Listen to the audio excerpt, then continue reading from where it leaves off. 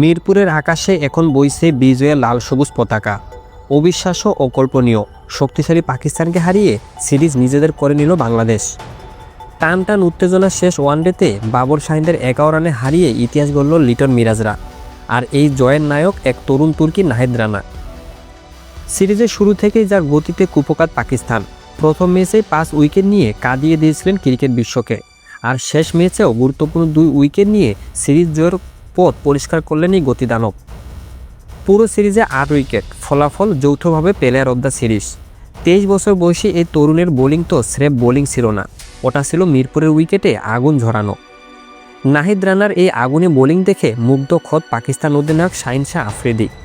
বিশ্বসেরা এই pacer match শেষে যা বললেন তা রীতিমতো ভাইরাল। আফ্রিদির মতে নাহিদ রানা বাংলাদেশ ক্রিকেটের এক অমূল্য রত্ন। তিনি বলেন, বাংলাদেশ ক্রিকেট বোর্ড যদি নাহিদের যথাযথ যত্ন নেয় তবে সে হবে দলের প্রধান অস্ত্র।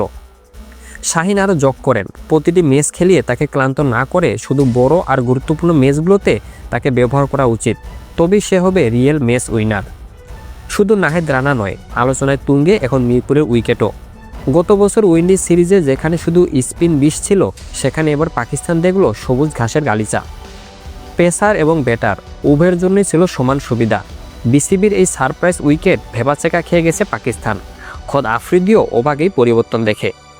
লিটন দাসের ক্ষুরধার নেতৃত্ব আর মিরাজদের অলরাউন্ড পারফরমেন্সে 2-1 ব্যবধানে সিরিজ নিশ্চিত করল বাংলাদেশ। এটি কেবল একটি সিরিজ জয় নয়, এটি বিশ্ব ক্রিকেটে বাংলাদেশের নতুন শক্তির বার্তা।